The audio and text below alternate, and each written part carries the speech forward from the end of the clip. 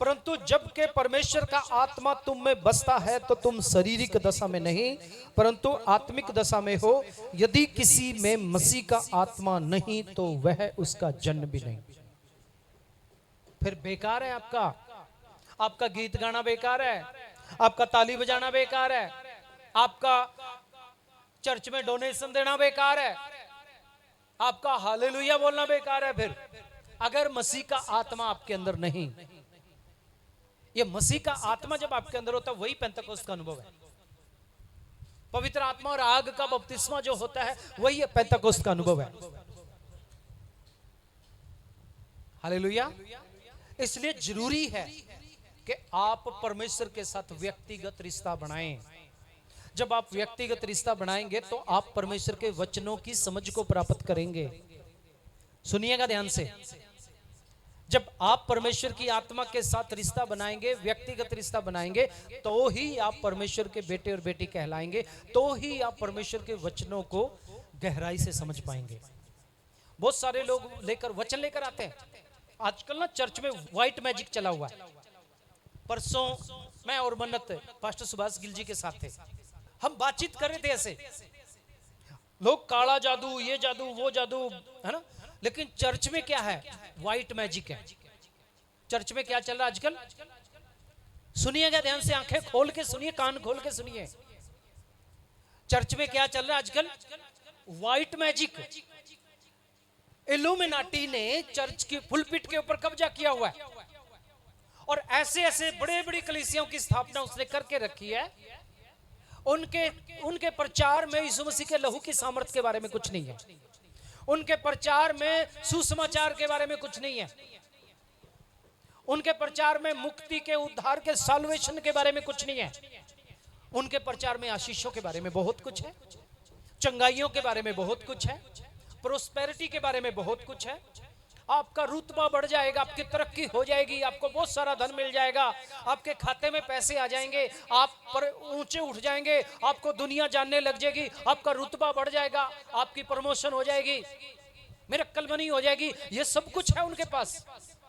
सावधान रहिए,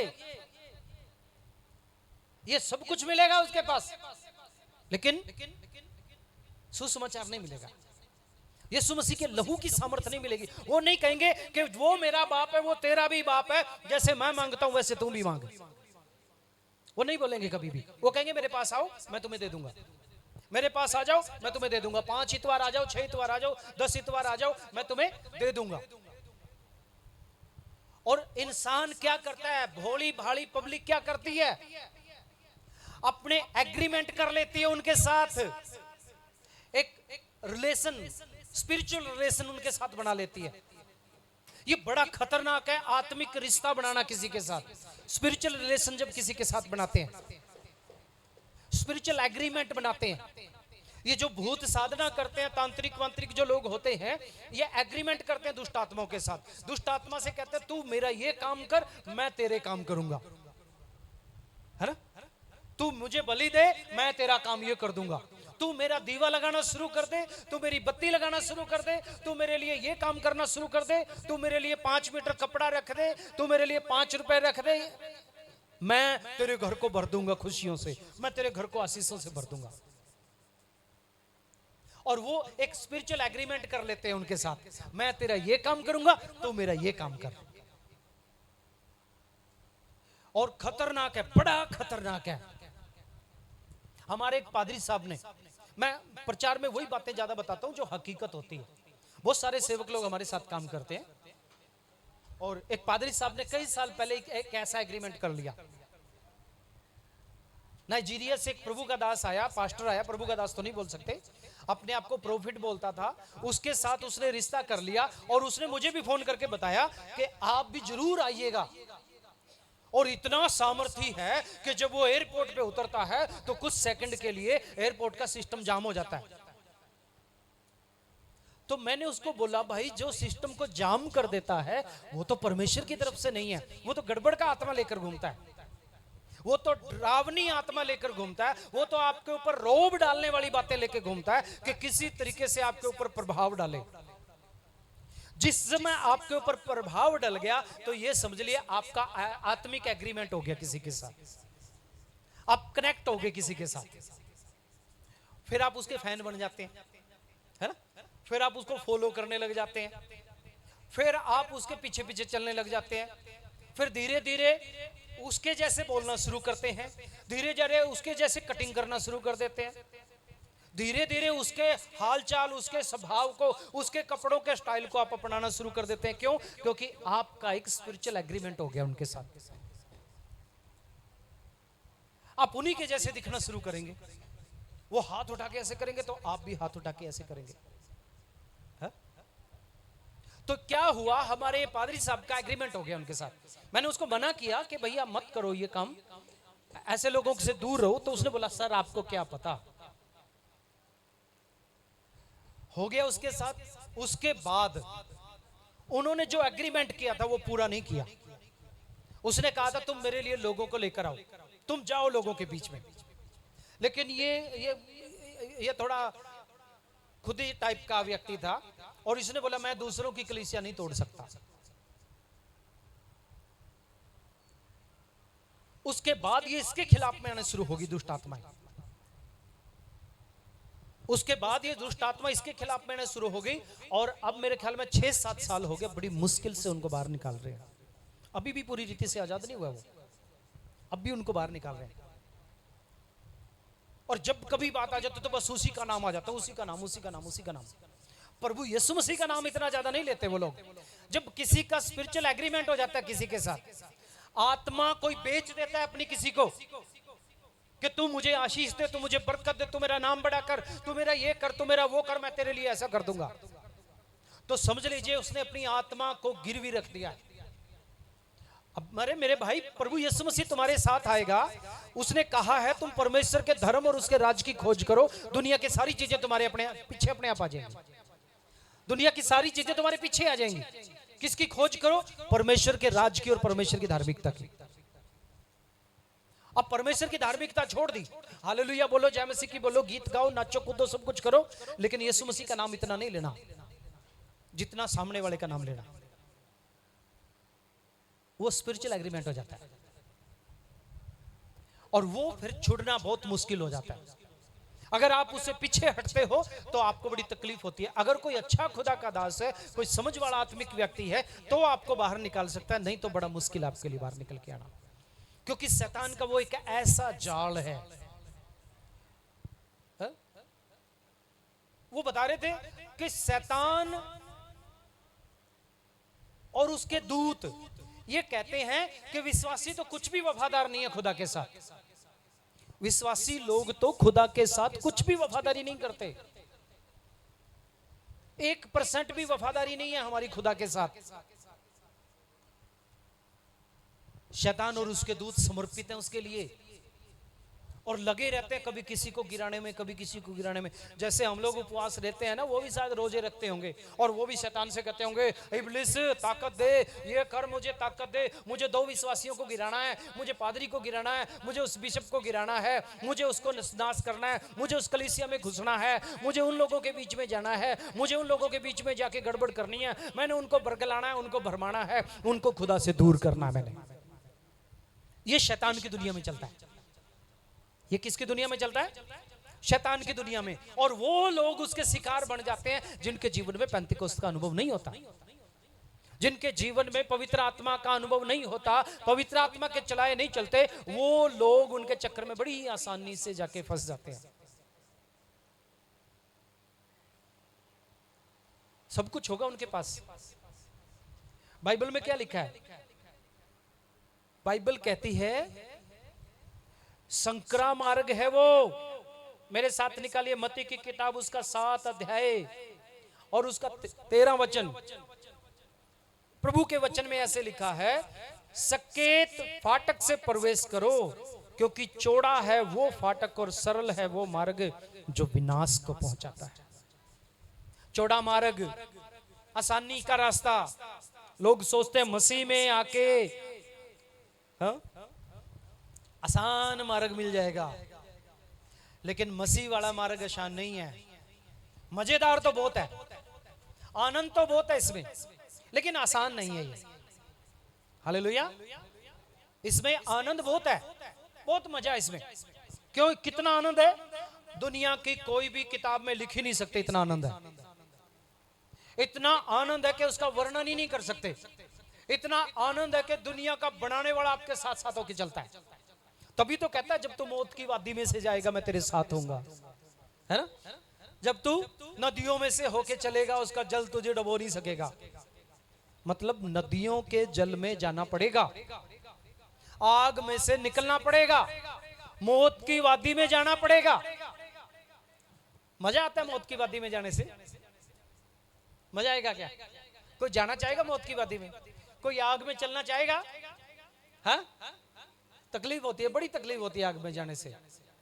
मौत की वादी में जाने से बड़ी तकलीफ होती है, जान का खतरा है ना? नदियों में से होके निकलना पड़ेगा, जान का खतरा है ना।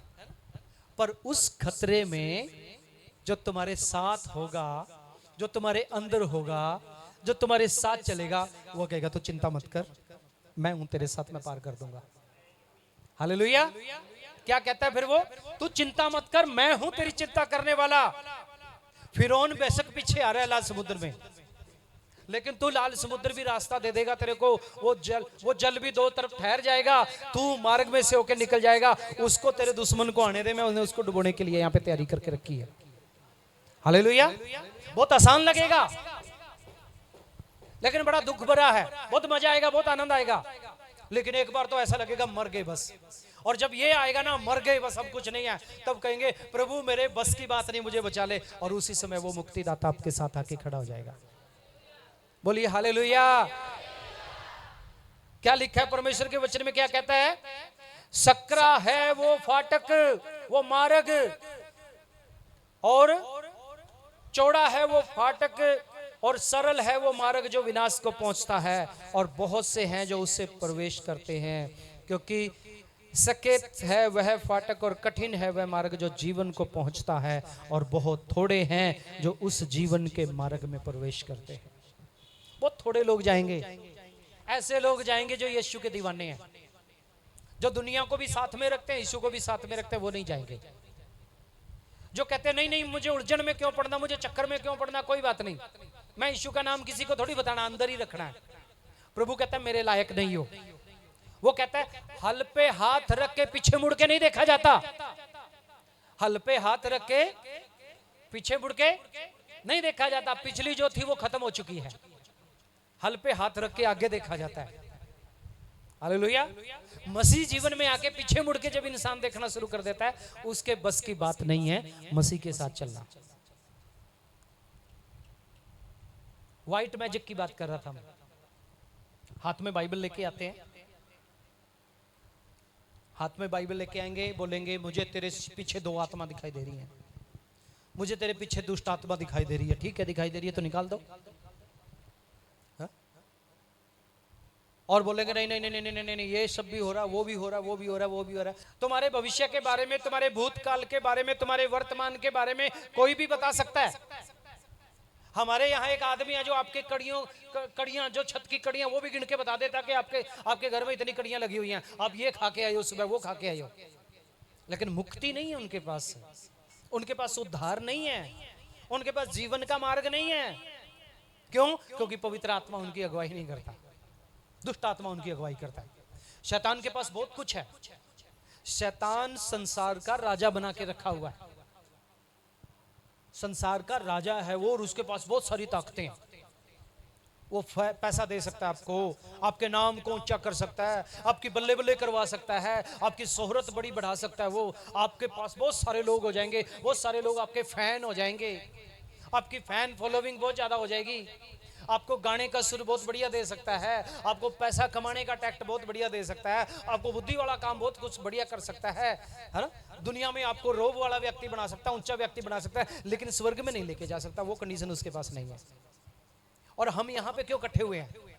ताकि हम स्वर्ग का आनंद ले सकें। हालेलुया। सिर्फ दुखों से छुटकारा नहीं है, स्वर्ग का आनंद अपनी जिंदगी में ले सके, उस काम को पूरा कर सके जिस काम के लिए प्रभु यीशु मसीह ने आपको और मुझे चुना हुआ है। हालेलुया। तो ये व्हाइट मैजिक क्या है? व्हाइट मैजिक ये है, बाइबल लेके आते हैं, पादरी बन के आते हैं, लेकिन काम जादूगरों जैसा करते हैं। बहुत बड़ी भीड़ है उनके पीछे। क्यों? वो कहीं जाने से नहीं रोकते, वो कहीं जाने से रोकते नहीं। वो आप उल्टा करो सीधा करो घर आके जो मर्जी करो, उनको कोई परवाह नहीं है। अगर सच्चा बाप है तो अपने बच्चे को गलत रास्ते पे चलने से डांटता है। अगर बाप अपने बच्चे से मोहब्बत करता है और असली बाप है तो वो हर बुराई से अपने बच्चों को डांटेगा, रोकेगा, और उसके दिल में तरस होगा, पीड़ा होगी उसके दिल में कि मेरे बच्चे गलत रास्ते पे क्यों चले गए। लेकिन अगर बाप असली नहीं है तो क्या कहेगा? कमा के ले आओ तुम, उसके बाद जो मर्जी करो, मुझे पैसा दो, उसके बाद जो मर्जी करो, मेरे पास आ जाओ तुम, मेरा कहाँ कहना मानो, उसके बाद तुम जो मर्जी करो, तुम्हारी अपनी जिंदगी तुम जियो। अच्छा सेवक है तो आपको डांटेगा, आपको बताएगा कि भैया ये गलत कर रहे हो आप, है? व्हाइट मैजिक वाला तो क्या करेगा? जो मर्जी करते रहो, क्या फर्क पड़ता है जी किसी को, है? फैशन भी कर लो, ये भी कर लो, वो भी कर लो, सब कर लो, कोई फर्क नहीं पड़ता। क्यों? क्योंकि उसे पता है कि मैंने शैतान के साथ एग्रीमेंट किया हुआ है और मुझे इसकी रूह को, इसकी आत्मा को नरक में लेके जाना है। इसलिए परमेश्वर का वचन कहता है सावधान रहो, अंत के समय में बहुत सारे मसीह आएंगे, बहुत सारे झूठे भविष्यद्वक्ता आएंगे, वचनों को घुमा फिरा के बताएंगे, वचनों को तोड़ मरोड़ के बताएंगे, टेढ़ा मेढ़ा ट्रांसलेट करके बताएंगे, गलत इंटरप्रिटेशन करेंगे वचन की। उनका मकसद क्या है? मकसद यह है कि किसी तरीके से आपको परमेश्वर से दूर कर दे, आपके साथ जो खुदा की मोहब्बत है किसी तरीके से उसको खत्म कर दे, किसी तरीके से आपको नाश में ले जाए, किसी तरीके से आपको नरक में ले जाए, और कोई मतलब नहीं है उसका। परमेश्वर क्या चाहता है? पवित्र आत्मा क्यों दिया? ताकि तुम धोखा ना खाओ, ताकि तुम गिराए ना जाओ, ताकि तुम शैतान के बंधन में फंसो ना, ताकि तुम्हारा सिखाने वाला तुम्हें सिखाता रहे, ताकि जज करने वाला तुम्हें बताता रहे कि नहीं भैया ये गलत है, ये व्यक्ति गलत बोल रहा है, ये बंदा गलत बोल रहा है, ये बहन गलत बोल रही है, नहीं नहीं इसकी बात मुझे नहीं माननी है, ये गलत है, ये परमेश्वर के वचन के खिलाफ में है। अगर पवित्र आत्मा नहीं है तो कौन सिखाएगा फिर आपको? फिर सिखाने वाला कोई नहीं। हम लोग किसी व्यक्ति के बारे में बातचीत कर रहे थे, उन्होंने फेसबुक पे किसी के बारे में लिखा, काफी काफी काफी काफी काफी कुछ लिखा, बहुत कुछ लिखा। तो ये व्यक्ति जिसने इसको बपतिस्मा दिया था वो कहता है इसमें यीशु मसीह का नाम कहां है ना? यीशु मसीह का नाम है ही नहीं।